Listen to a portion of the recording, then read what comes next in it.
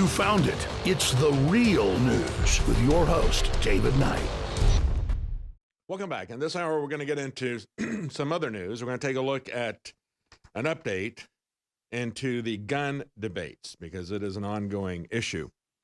And as we started this, I want to talk about what the tactics of the left to shut down and censor any debate, because they don't want to have a debate.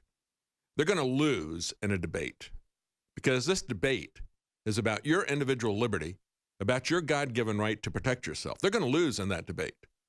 They don't want to defend students in school. They've got a gun confiscation agenda. And that's the bottom line here. That's why they don't want to have a debate. So to shut down this debate, they're going in and accusing anybody that pushes back against the children that they put up as surrogates in their gun confiscation debate. Anybody that criticizes anything these kids have to say, you're accused of bullying and harassment. And so they will bully and harass you. And we're talking about YouTube, specifically the purge at YouTube, but also the other social media, Facebook, Twitter, and others will do this. I just had Mike Adams in yesterday. He hosted the Alex Jones show. They shut down his entire channel. They went back 6 years and they found a video where he had interviewed a guy who said nobody died at Sandy Hook. And Mike Adams said, I didn't believe that. I let him put up what he, or talk about the things that he thought were suspicious about that.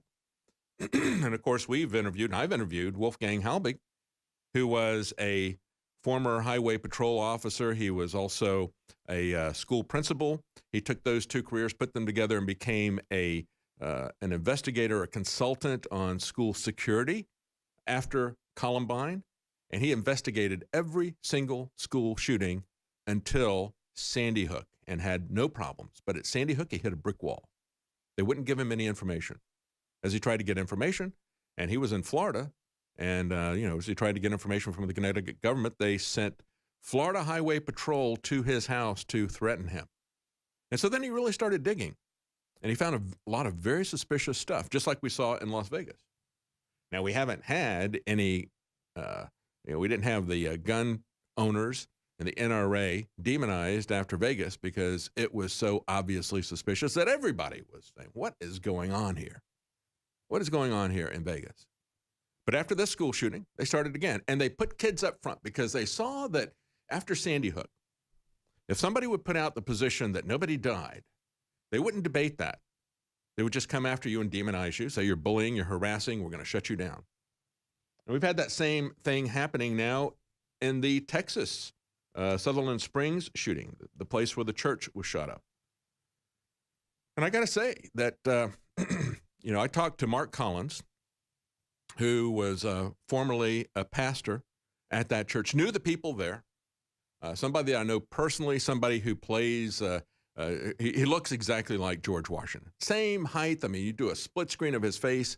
I mean, you can't tell where George Washington ends and Mark Collins begins. And exactly the same size. Absolutely amazing. So he's played George Washington in some films and documentary that was sold here at InfoWars, maybe still do.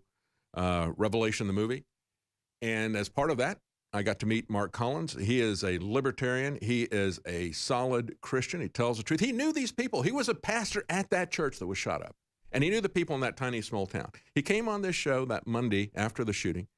He was the first one to break the news anywhere in the country that a good guy with an AR-15 stopped the bad guy. And it's very important that we have that. But now we've got people who are down there harassing family who lost members and saying nobody died. And they came around. They were continually yelling and screaming and hollering, said, you're going to hang, saying that they were going to hang me from a tree and they were going to pee on me while I was hanging. And so these people got arrested because they were assaulting and threatening family members who had lost family in that shooting. And that was real, folks. That was real. We cannot get into the mindset that just because the government has lied to us about the Kennedy assassination or about 9/11 or about Las Vegas or whatever, that every single aspect of it is made up.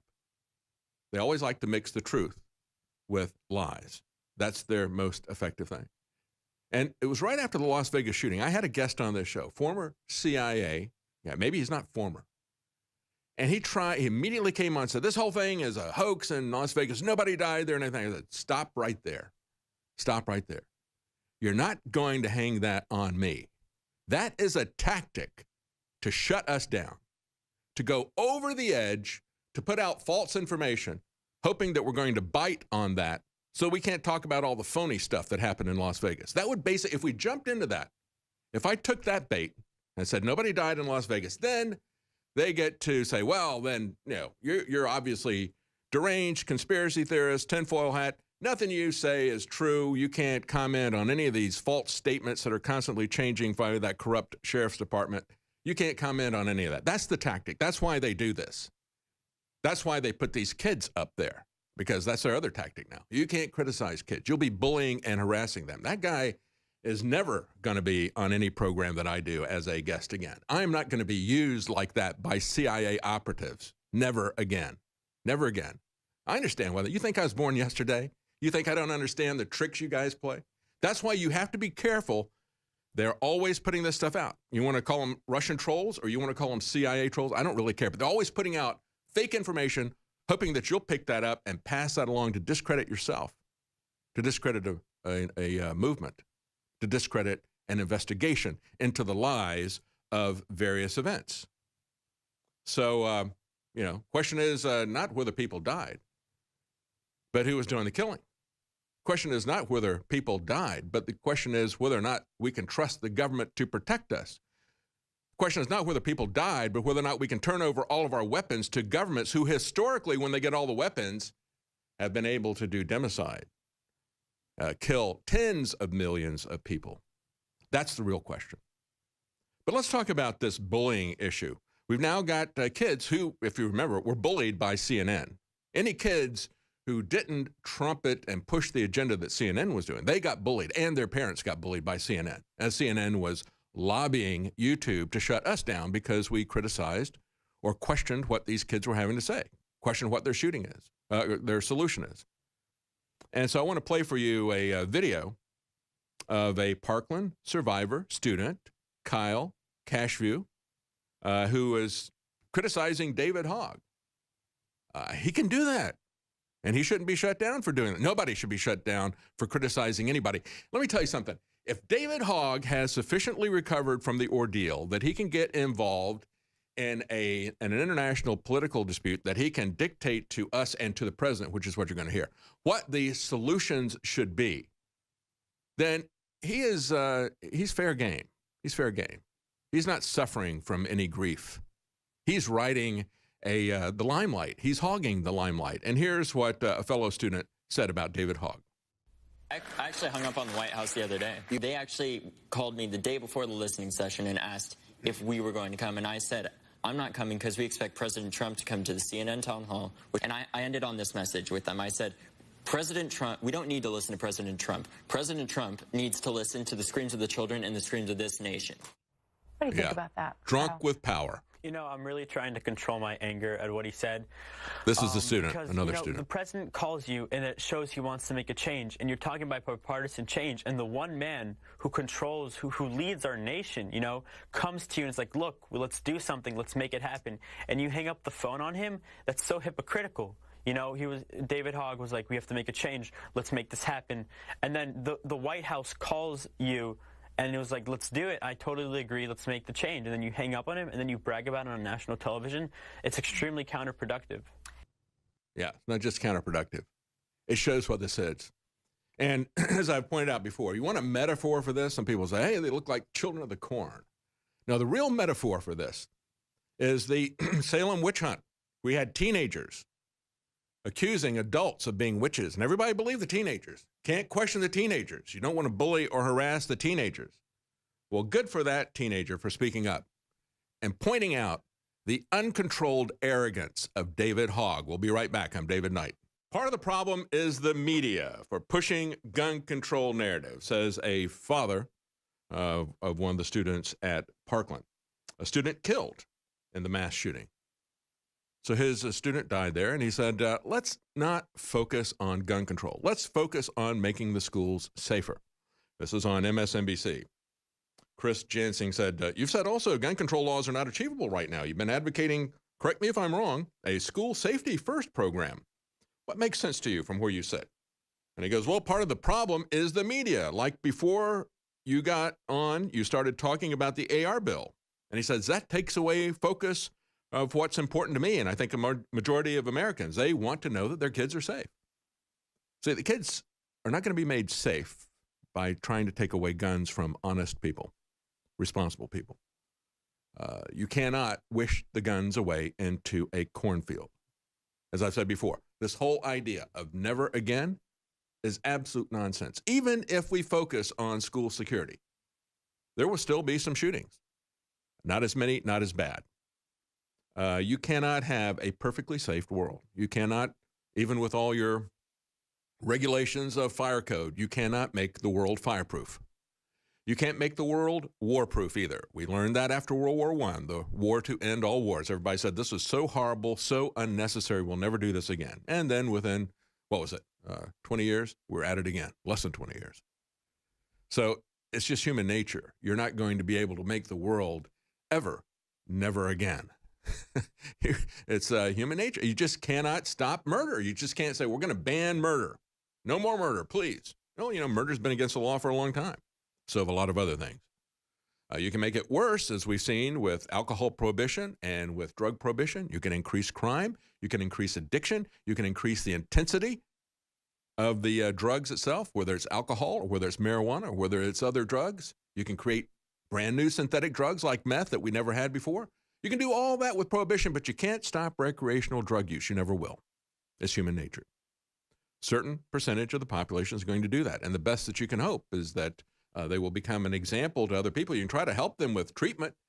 You can try to give them spiritual counseling, try to fill the hole that's in their soul with something that's real. You can try to give them psychological counseling, medical attention, whatever.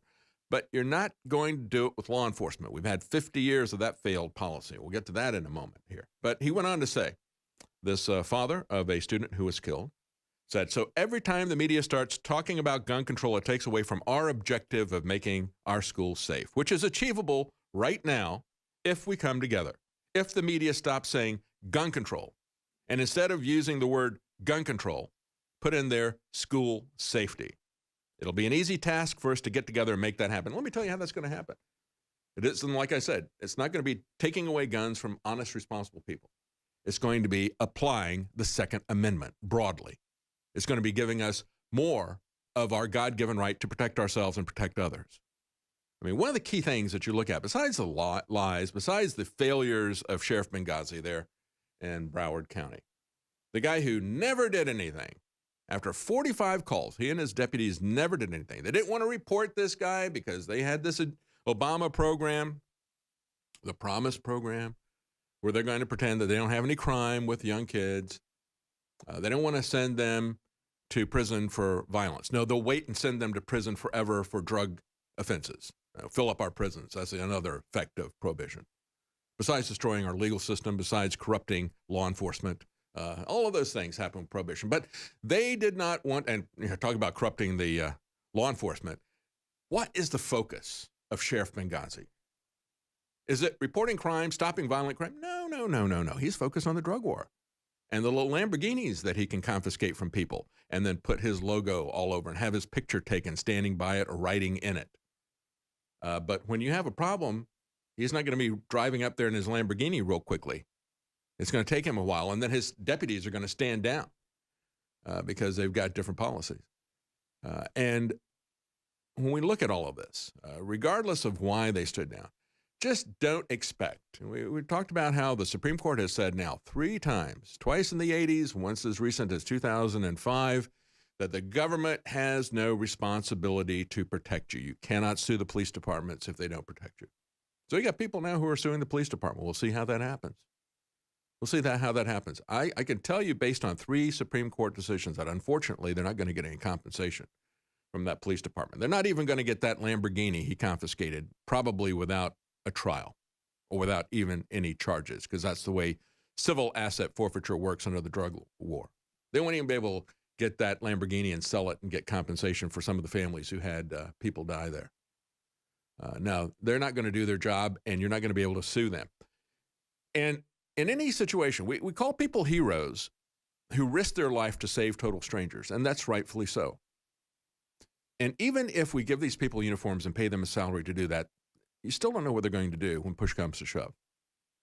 That's why, if we let good people who have been trained, who have been vetted very carefully by a lot of different people, let them have concealed carry so nobody knows who's carrying. You don't mark them with a uniform. And they're there at the scene. You don't have to wait 5 minutes for them to get there or 10 minutes or whatever for them to get there. And they're not going to stand down if they're being shot at or people that they know and care about are being shot at. That's the difference. That's the difference. So the application of the Second Amendment, the application of responsible people who are not guilty. The NRA members are not mass murderers. The NRA members did not carry out this shooting. That kid was not a member of the NRA. You go back and you look at these shootings, they're not members of the NRA. It was an NRA former instructor who stopped the shooter in the Texas church shooting at Sutherland Springs. So that's going to be the application. But we got Alec Baldwin out there saying it's time to rethink the Second Amendment. I think it's time for Alec Baldwin to rethink everything that Alec Baldwin says. So he puts a tweet out, and it came on the heels, and we played that clip for you the other day from NRA TV. We had Dana Lesh saying, we've had enough of the lies, we had enough of the sanctimony, the arrogance, the hatred, the pettiness, the fake news. We're done with your agenda to undermine voters' will and individual liberty in America. And she said, so to every lying member of the media, to every Hollywood phony like you, Alec Baldwin, to the role model athletes who use their free speech to alter and to undermine what our flag represents, you know, we've had enough. Your time is running out, she said. And so he comes back in response to that. And he says, she doesn't care how many dead bodies she has to step over in pursuit of taking back the truth. The Second Amendment is not a moral credit card. Oh, he's right. It isn't a moral credit card. It is a restriction, as they point out in this Breitbart article. They point out it is not, there's nothing there about how many guns a citizen can purchase or what kind of guns a citizen can purchase. Because the purpose of the Second Amendment is to restrict the government, not individuals. See, the Bill of Rights is not a Bill of Rights of the government. It's not a Bill of Rights of elitist Hollywood actors or politicians to do whatever they want, to surround themselves with armed bodyguards. No, it respects our God-given rights and says, government, you can't do anything about that. You're prohibited from that. And everybody, all the way up to President Trump, has taken an oath to obey that restriction. They better do it. Stay with us. We'll be right back. I'm David Knight.